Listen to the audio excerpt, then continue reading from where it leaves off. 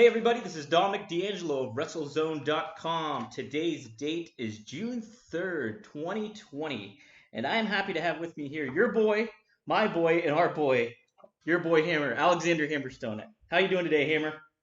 I'm doing great. Good to hear, man. Good to hear. So, plenty has changed since we last spoke. It was for around Christmas time, so lots changed as far as like the world and everything goes. But one thing that's been constant is you are still the open weight or the National Openweight Champion. How's that feel? How's celebrating this 1 year anniversary? It was June 1st of 2019 is when you first secured the title at Fury Road against Brian Pillman Jr.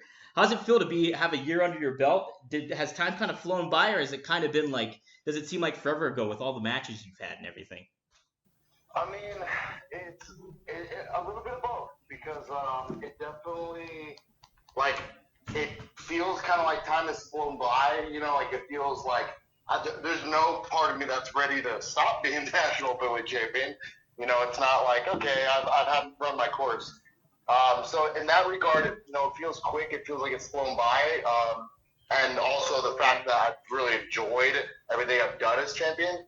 But then at the same time, when I look back on it and I realize all the things we have done and all the moments we've made and all the matches we've had, all the different places I've been, it is kind of an eye-opening experience to go like, oh, wow, like, man, I've had this thing for a year. I've got to do a lot of cool stuff with it. So yeah, it's got to be just a rewarding feeling, too, because you're the longest-reigning MLW champion, like, in history, right? That part's true, too. So. That's quite the milestone. Yeah, right? So it's got to feel good to be, like, and that's nobody else's title. That's yours. Like, nobody else has had that one. So it's kind of just it's got to be neat as a young talent being in the business and just showing the diversity that you have as a wrestler, personality, and everything like that. Talk about that specific day, too, because reading the piece that they wrote up on you on MLW.com, it mentioned that you were, like, kind of rushing to get there almost or something, and, like, right? Yeah, and, it's funny because in pro wrestling, there's a lot of, stories get blown up and emphasized and, elements get added to the lore to make things seem more exciting. But as a 100% truth, that day I had a flight, so we were in Wisconsin. Yeah. So my flight was first from Phoenix to Vegas, and then from Vegas on to Wisconsin. And my Phoenix flight was at like 5:30 in the morning, something atrocious. Holy smokes. And that went just fine. But then when I got into Vegas, I saw that my flight was delayed. I think maybe 2 or 3 hours. And I'm like, okay, that should be fine. And then, I sit down to get something to eat, and then I get a notification it gets delayed 2 more hours. And then I'm like, okay, this is going to be kind of close because, we might have pre-tapes, we might have this or that. So then I start, texting the office, and I'm like starting to look at if there's any other airlines that could fly me into the airport I need to get to. And then it gets to the point where I'm looking at if there's places that will fly me to a city close enough that I could drive and make up the distance. Like, we're looking at every option. Yeah. And I'm sprinting across the airport trying to get on new flights, and they're not letting me because, like, now it's like, oh, you have to fly a flight this many hours in advance. And then while this is happening, my flight gets delayed another 2 hours. And it's like, oh, crap, I'm going to miss the show. Mm-hmm. And because the other caveat to this is that although a lot of MLW is, taped episodes, this was part of a live broadcast. Oh, so, was it? Yeah. Whoa. So it was like a 4-hour taping where there was going to be 3 hours of it was going to be TV taping, but 1 hour was going to be the 3, main attraction matches, and mine was one of them. Yeah. So there was no, okay, just hold off a couple hours. It was I had to be there or it wasn't going to happen. And it was bad. They're talking about, like, it's funny, like, after the fact, like, Richard Holliday told me, like, they were like, hey, you might go wrestle in Hammer's place. Like, they were planning all kinds of crazy stuff. Wow. I told him, like I told Court, and I was like, listen, I'm going to be there. Like, if I'm cutting down to the minute, I want to do it. I don't want you to call this off unless I am not there to do it. Yeah. So I ended up getting in my wrestling gear. I'm flying on the plane in my wrestling gear. My plane lands. I had a checked bag. I just left it at the airport. Wow. I just sprinted from the gate. There was a car waiting for me, and we just sped off to the venue, and I got in the building, and I'm like, go straight to the gorilla, and I'm like, Court, when am I up? And he goes, now! And we just had to walk out and start wrestling. Oh, my God. That's some planes, trains, and automobiles stuff right there. Oh, man. I didn't even get to do a jumping jack. Like, it was a wild night. You know, it's funny because after I won, you know, people are like, oh, you're here? Like, when are you up? And I'm like, I just wrestled. I was just there. So, yeah, it was quite the experience. But, you know, in retrospect, you know, I am glad because it's just one of those cool moments where you got to go like, man, everything was against me, but I still, you know, had one hell of a match, had one hell of a night, and it just makes the story that much more fun. Yeah. Talk about that too. Exactly. I was going to ask you, just how did you feel about just being into the match all that sudden? Was it like, yeah, you feel the match went well for yourself, and how, like, just looking back from that perspective of going in the ring and the action in the ring, you feel pretty good overall how that went. Yeah, I mean, because there was like two ways my mind could have gone with it. Yeah. And it's basically like the panic, anxiety, the worry, or you put a chip on your shoulder and go, okay, this is just, you know, one more thing I got to prove everyone, you know, wrong about, you know, because a lot of people in that situation might have fallen flat on their face. Yeah. But it gave me one more thing to go.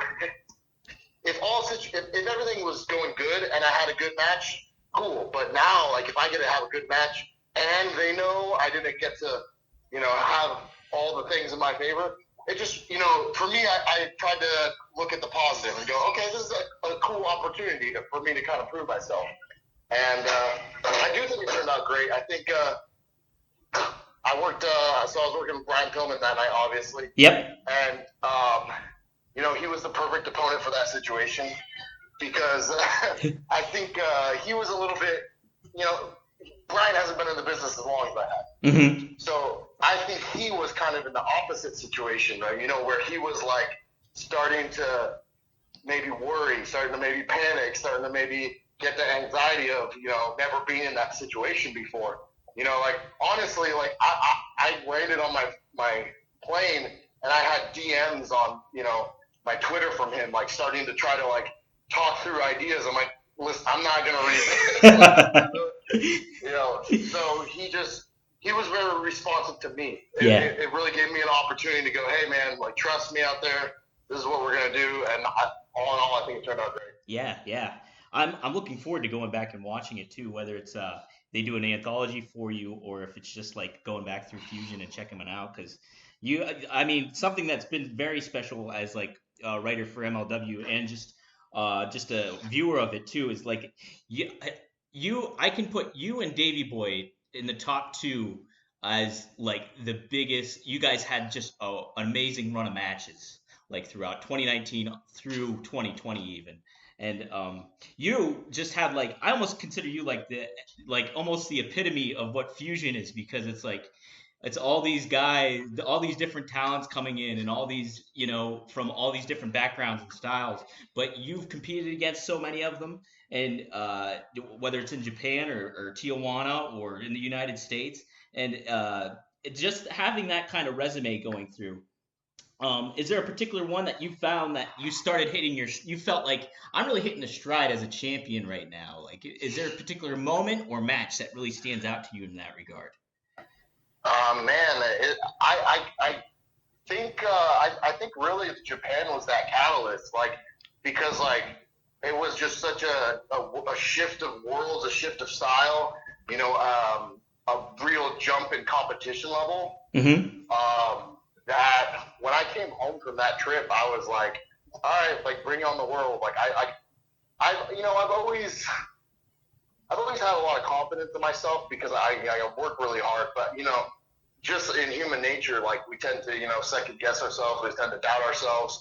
But like after I came back from that, I really felt, I was ready to go with anybody, and there were, little things along the way definitely helped that. Like you said, mixing like all the styles, like just say like my run has kind of like encapsulated the idea of fusion, which it is really cool. And like I remember like a lot of those matches when it would be like, hey, you're gonna wrestle this guy tonight, and I was like, what? Or this is the match they announced for you, and it was like always like kind of strange, but it, like looking back, it's really cool to be like, wow, you didn't just wrestle, this type of wrestler or that type of wrestler. Like I really got to big guys, little guys, fast guys, quick guys, lucha guys, strong style guys. Like I really got to do a little bit of everything, and I think it's really helped to round me out and solidify like my style as a wrestler. Yeah, and talk about that too, like because you fought. This is the short list I just came up with off the top of my head. You fought like Davey Boy, and they're not necessarily open weight title matches. I just remember them being as single matches that you had. You fought Davey Boy, T-Hawk, Laredo Kid, and Douglas James are the ones that really, really stand out for me. What were some other ones that I'm maybe missing off of that really short list? Let's see. Ray Horace was one of them. Yes. Okay, that's one. Yeah. There's all the big singles matches that I had in Japan, which would be Shiozaki, Marufuji, Segura, and Kitamiya. So those were all top main level talents in Japan. But yeah, it's like your list and that list. It's like it's kind of a who's who of talent right now in the world. And it is just crazy. Like on paper, the difference between those guys, but they all brought something unique. They all brought something different. They all have something that makes them special. And it's really, really opened up my eyes to that, because like there was a time of the wrestler where if you asked me like, hey, what kind of match do you like to have? I had an answer for that. Like I like this kind of opponent. I like to do this. I like to do that. And now it's like, let's see, let's go out there, and it's like a lot of people are speculating, me and Vance Warner having a match when we come back to wrestling, and it's like that would be a whole different, style for me. Like that's not necessarily my regular type of match, but it's like, okay, bring it on. Like let's see what happens. Who knows? Maybe it'll be like one of my matches that people are talking about a year from now. You never know. So it's just fun to get all those opportunities to, have a little bit of every flavor.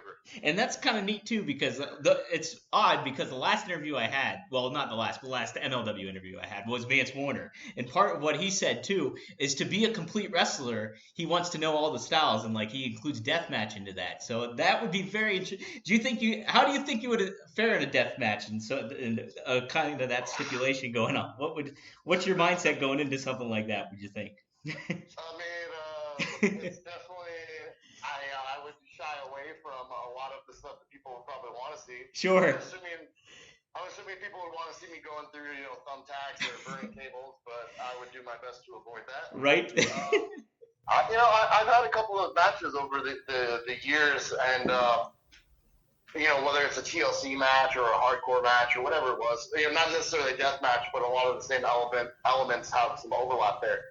And, I found myself not enjoying them, not because of a fear or anything like that, but, sometimes it has the tendency to turn into kind of like, like the car crash where sure. you're creating this art, but no one cares about anything you're doing. They're just waiting for the next big kaboom. Yes. So that's why, I really put a lot into wrestling. So it's like, I want to have this big payoff of like wow, that was a great moment, and not just them going, okay, cool move, but put him through a table next time. Yeah, right. And I will give Vance Warner the credit. I think he's one of the guys who he's very good at building that style of match. Like he's not just hey, I'm going to hit you with as many weapons as I can type of guy. So that'll be the cool thing, is if you're going to put me in that environment, he's the guy to do it with. Absolutely. And like just seeing like his matches that he had in Tijuana, and then those triple tag matches, and then he did a couple other ones too. You're right. Like the build up to that is very impressive, and like there's there's storytelling that goes with that type of match and so many more. What now with this? The one that just like when I was thinking back on those matches and like looking, the one that really kept standing out to me was just that hard hitting, but yet that contrasting styles that we were just talking about with Douglas James. Can you talk about just wrestling with a smaller guy like him and how that was like as an adjustment for you, but how you kind of also flourished in that same moment? So the thing is, like coming up in the indies, I had a lot of that. So that was kind of like my typical match where I'm wrestling a guy who's kind of smaller, just because generally speaking, the indies have an abundance of undersized guys. Mm-hmm. Douglas is definitely not just another undersized guy. He's very talented. He brings he brings a lot of firepower behind his strikes. He brings a lot of technicality to his style. So he's super fun because he's not limited. He can do so much stuff. The cool thing about that match was just like the idea, because Douglas and I, he's a California guy, I'm an Arizona guy, and we've been in the same areas and the same companies for years and years. So we've wrestled countless times. Oh, really? Yeah. Oh. But that one we had on Fusion, it was one of our best, and it's just it was good because it's like, you never know. Like it's funny because like certain situations like can seem like the ideal situation to bring out a good match, but we've had other ones where it's just like it just didn't click. But that night, like I thought it was just like a good showing for both of us, and I really like that because Doug being a friend of mine, I do think he's still finding his footing in MLW, mm-hmm. And that's not to any detriment of his work ethic or anything like that. It's just when you transition to TV, people aren't just going to gravitate to you because you have a good match. Yeah. You gotta find those other elements that they're going to latch onto. And Doug hasn't necessarily had every opportunity to show those or to develop those. I think he will, but it was cool to have a match with him that people were talking about. People were going, man, that guy's got something. Yeah. So, like, I was really that made me really happy.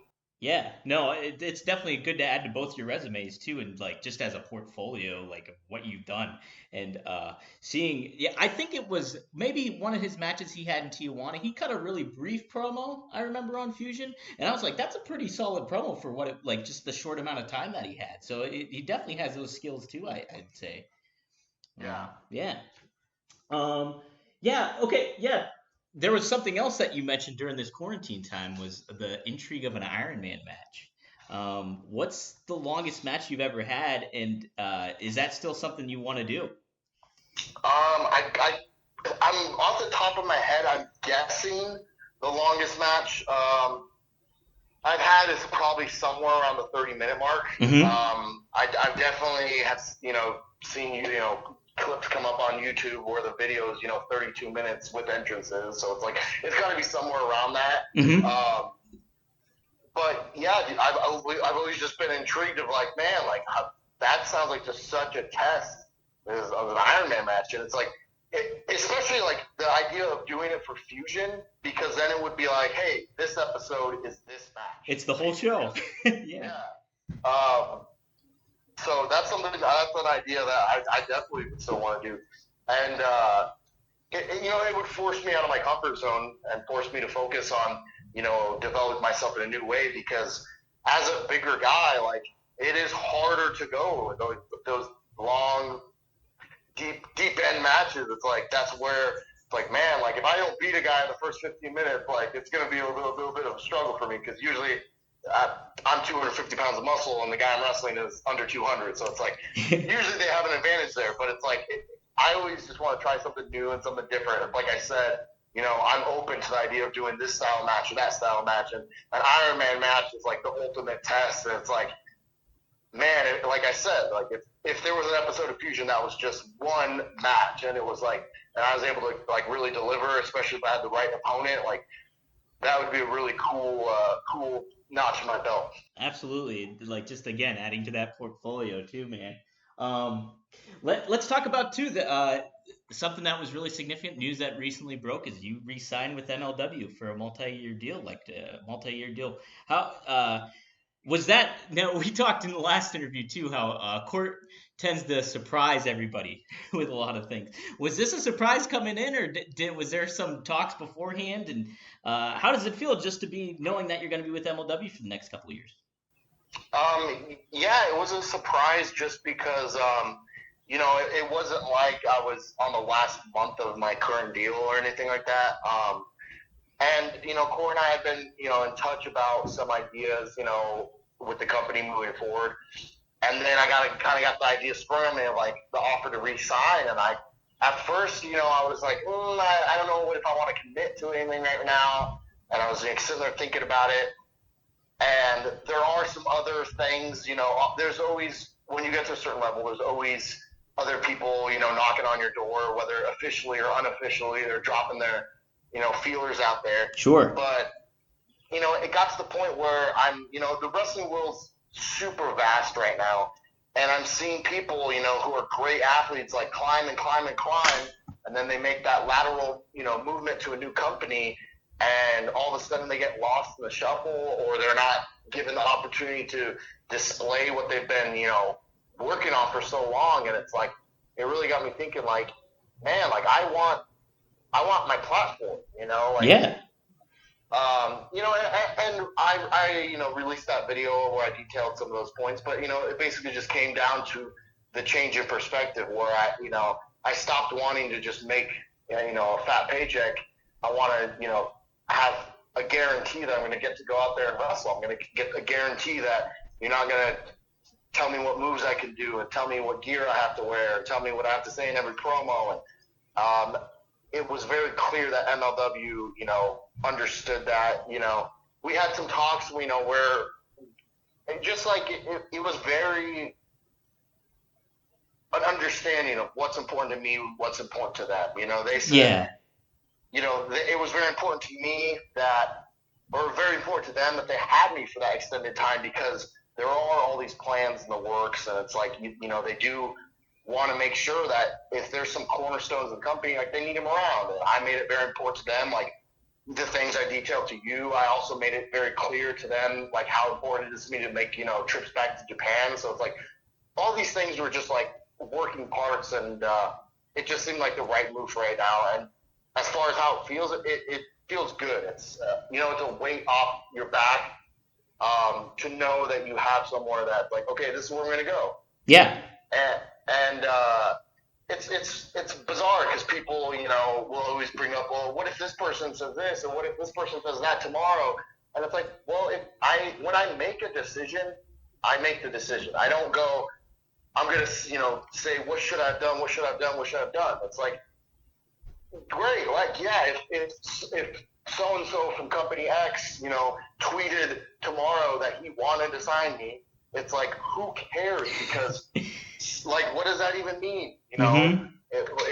Maybe it meant more money, or maybe it meant more this or more that, but it's like, at the end of the day, I made a decision. I'm really happy that I got the things out of it that I want to get, and I feel like I'm going to be able to do a lot of cool things in the next couple of years, and have a lot more of these matches that people talk about. And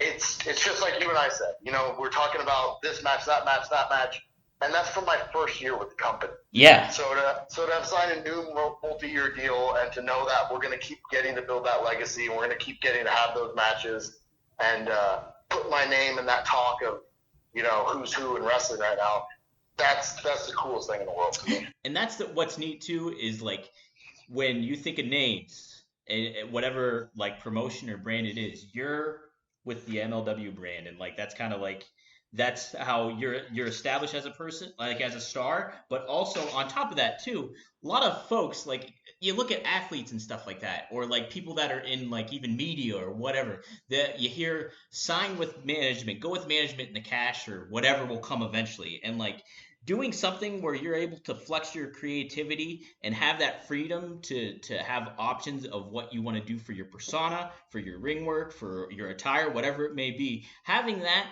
accessibility to do that is so valuable today. And like a lot of talent that's out there, like you were saying, is kind of gets lost in the shuffle. Well, this gives somebody like you an opportunity to be like not lost in the shuffle, which there's just a lot that speaks for that when you sign with the company and you realize that, like, yeah, this is gonna be my spot to show what, for me to shine further even more. Yeah, I mean, and not only that, Richard Holliday resigned, and I can't leave him by himself. Right. No, that's a big thing. I was gonna bring that up too. Yeah, how does that feel knowing that you and him together are going into MLW for a couple years and stuff? That's gotta feel really good. Yeah, it does, because he's a guy who, you know, the TV angle quickly became real life. You know, we quickly became very, very good friends. I would say might be my best friend in the business. I talk to him almost daily, and you know, like I alluded to, like with Pillman earlier, like he's another guy who's a really good talent, but he hasn't been in the business for quite as long as I have. So as good as Holliday is, you know, I still, every once in a while, I still have a perspective on something that he may not have yet, just simply from sheer time in the business. So it's like, it's for him to be able to come to me and, you know, ask, you know, pick my brain on making this decision, and for me to not only advise him, but then to go, hey, you know what, let's do it together. Like, it was cool, you know, it does feel like we have each other's back, and it does feel like, you know, we have each other's best interests in mind. And, you know, I'm 100% confident that if he would have signed and I didn't, or whatever, like, he would have still thrived on his own.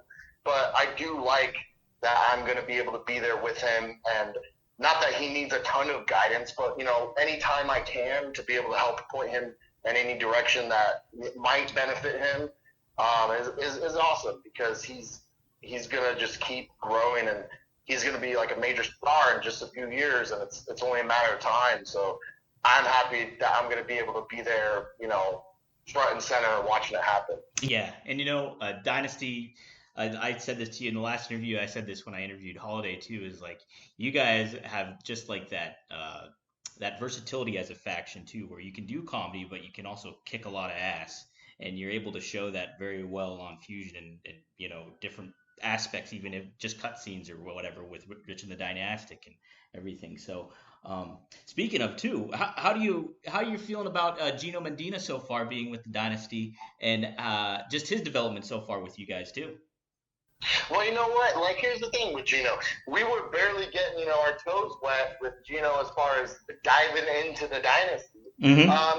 You know, it was a good vibe. He was added some new elements. I wouldn't say we were gelling 100% yet, but I was very optimistic about where I was going.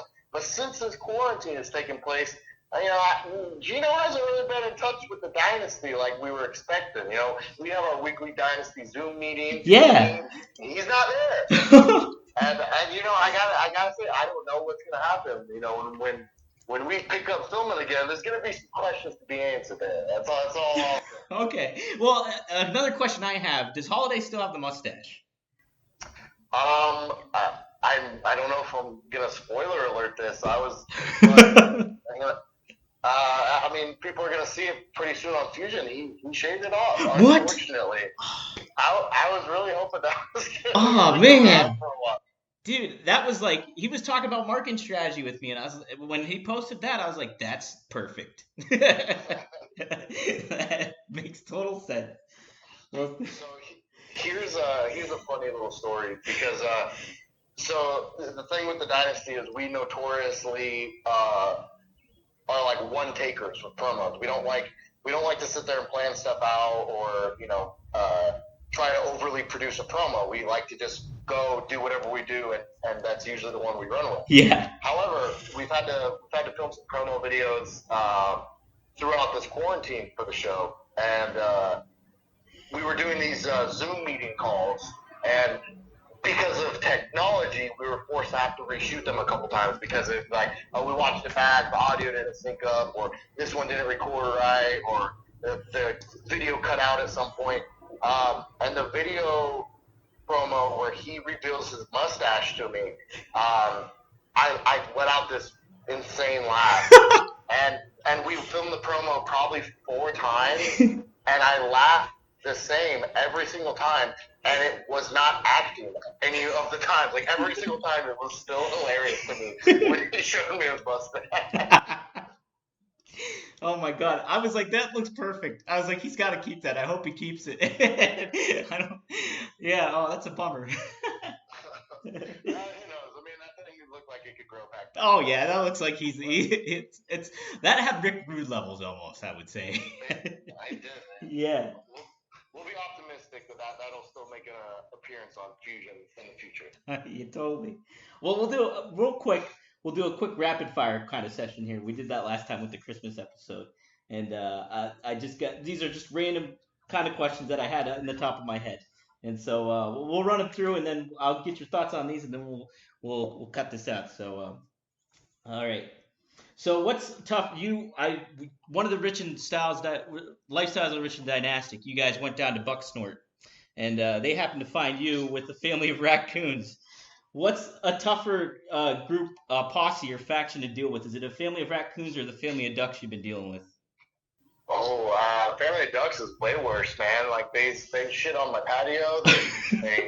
They terrorize my dog. They quack in the morning. It's the ducks are the worst. The ducks are the worst. Do they hiss at you? No, geese hiss. I know. I don't know if ducks do. What's that? Do they hiss at you? I know geese hiss at me. Like when I have them. No, but there's it's funny because we have ducks all over our condo, and then there's two geese that like are spread out, and they're kind of like the boss battle, the massive battle of the ducks, and then there's the goose in there. Yeah. The ducks straight up run away. Usually when I'm walking around the lake, it's with my dog. Yeah. So the ducks will run away. They'll jump back in the water. But the goose stands his ground. He does his little battle butt wiggle, and he starts hissing at you. And I'm like, what do you think is going to happen? Like, what? My dog is a German Shepherd. Like, he will eat you before you know what happens. Yeah. Yeah, so geese are the worst. Oh, my God, yeah. No, walking by, I lived in Philly, and I walked my dog down, like, Schuylkill Canal. There was geese all over the place. They'd open their wings up, just hiss at you. And I was like, I don't want them to attack my dog. Like, very scary. All right. Best Strokes tune. What's your favorite Strokes song? Alone Together off their first album. Oh, that's a good one. That is a good one. All right. Best Strokes album. First Impressions of Earth. Oh, really? Yeah. Wow. So I feel like Is This It was, obviously them coming together and making their first album. Room on Fire, they had their sound. Undeniably, they knew how to be the Strokes. Mm-hmm. And then First Impressions of Earth, they took their style and applied it in a lot of different directions and tried a lot of new stuff, but managed to still keep a very strong Strokes vibe, even if they were playing like Middle Eastern-y sounding stuff or electronic sounding stuff. So I feel like it was very cool. And then everything since then has kind of been like, okay, we'll just make music. We'll just make the music. That's why that one stands out to me. Did also, you? It was the only tour I got to see them live. Really? Oh, you did see him live? I forgot. I know we tweeted about it, but I couldn't remember if you saw him live or not. Yeah, it was in 2007, and since then, now they only do like major festivals and stuff like that. Yeah, they like don't really do national tours anymore. They're either like in New York or Brazil, it seems. Yeah, exactly. Yeah. What did you think of the new album? Kind of just. Honestly, I listened to the whole thing through once. Mm-hmm. I've listened to the singles a handful of times. There's one song on there I really enjoyed that I'm like, okay, that song I want to put on my playlist. But other than that, I honestly probably need to give it more time to let it grow on me. But just, first impression was like, okay, this is definitely not going to be my favorite. Yes, that's how it's been for a lot of my Strokes albums too. I've listened. They're a type of band where you got to listen to them like at least 4 times, I feel, to kind of get a good vibe of the album, how it's going to sit with you, Yeah, and they are unique in that sense. Yeah, very much so. I would probably rank the newest album 3rd on my list, actually. I really like it a lot.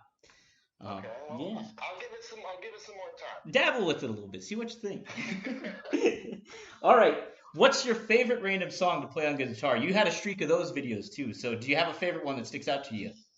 Yes, pretty much every time I pick up my guitar, without fail, I find myself playing the X-Men theme song, like at some point. Yes. If it's not the first thing I play, very soon it becomes. And what's funny with that is it is in the same scale as Heart in a Cage.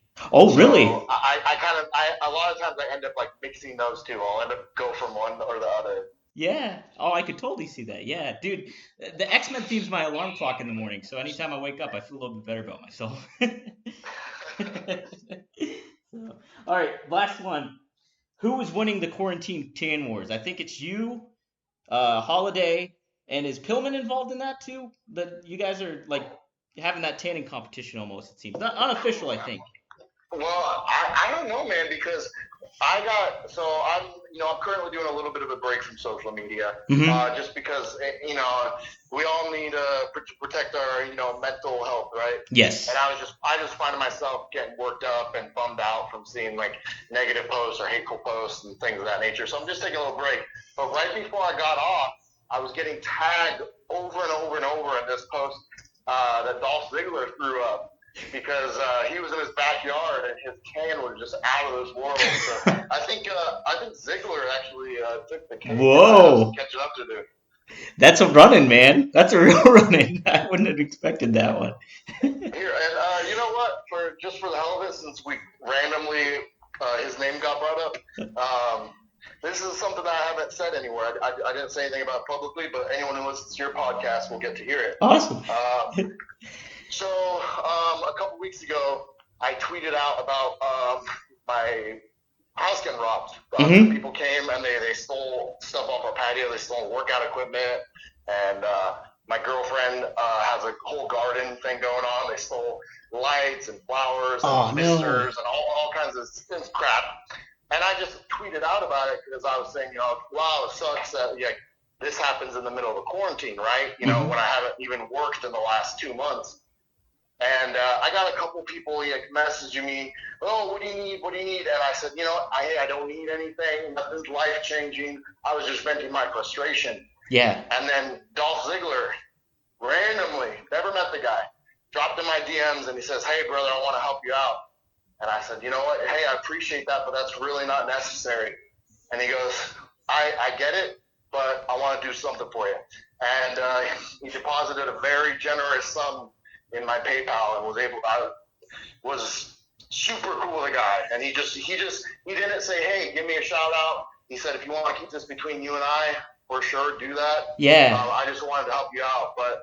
And I never said anything about it, but now I feel like it came up, so I feel like sharing that. For anybody who doesn't know how awesome that guy is, that's how awesome that guy is. He was also doing a thing where he was bulk buying people's T-shirts and stuff. T-shirts, just to help out the rest of the community. So, dude, I thought that was so cool too. Like, you would just hear random people being like, "Hey, Dolph bought my shirts, thanks so much," and like, it's just like that's just the little things that you don't even think about, even as like a fan from the outside, and what you guys, I'm sure, do for one another and look out for one another. It's really like.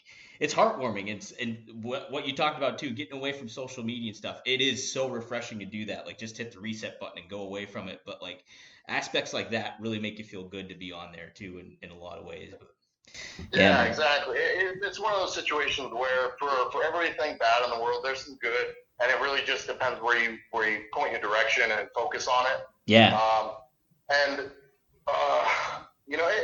Like I say with like the cyberbullying and stuff, like I get it too. And like what I always try to tell people is just like, because for every one really nasty fan I get or I won't say fan, nasty person I get who's, berating me on Twitter or telling me this, I suck or whatever, that's one. And then there's 50 people putting me over. Like, so it's like, you really got to try to focus on what's good out there. And I know there's a lot of really bad stuff happening in the world right now too. And a lot of injustices and stuff, but there's a lot of really good stuff happening too. So I hope everyone's just able to, focus on what's good. And if ever you're in a situation where you find yourself focusing on the negative, try to just get away from it. Find yourself something positive to focus on. I'm just sitting here with my dog right now, petting him, having a good conversation with you, and I feel pretty great. You know what? Dogs are the best way. They're the best therapy, man. Having them around. Absolutely. Well, cool, man. I know you're not doing social media, but is there anything you want to plug? You got some sweet shirts happening, some unique ones too, very unique ones going on. I do. I have all my designs on my personal pro wrestling tee store, and then the MLW shop, which links to their pro wrestling tee store. They just released a new one for me. And it's so cool. Core and I were texting about it, bouncing ideas back and forth, and I got to like see every step of the process, and we kept tweaking it and modifying it. And the Hammerstone Summer Tour shirt Yes. is out. Oh, that's a good one. Yeah, and I mean, all the MLW always comes out with the coolest shirts for me. I always love them, but I think the Hammerstone Summer Tour shirt is just so different than, you know, a lot of wrestling shirts now are just a black shirt with a, you know, logo on it. But this is like super colorful, super over the top, lots of, you know, stuff going on visually. It's a really cool shirt. It reminded me very much of like a 90s film, like a 90s film kind of vibe where it has like almost like Weekend at Bernie's / something else mixed with it. It's really good. Yeah. So I dug it, man. Well, cool. No, Hammer, thanks for taking the time to bullshit with me here and, catching up with all that stuff. It's fun. I'm looking forward to seeing you guys. I know Court tentatively announced some dates for coming up live. Hopefully that all stays through, but I know you guys are taking that with caution and everything, which is good. So, but yeah, thanks for joining me today, man. Of course, man. I always have a blast with you, brother. Hey, thanks. I appreciate it. This is Dominic DeAngelo of WrestleZone.com. You can follow me on Twitter at Dominic DeAngelo and go to WrestleZone.com for all your news needs. We got plenty of interviews, including Hammer, including Mance. I can't wait to see you two bash it up. It should be good times. So, all right, everybody. Thanks for joining me.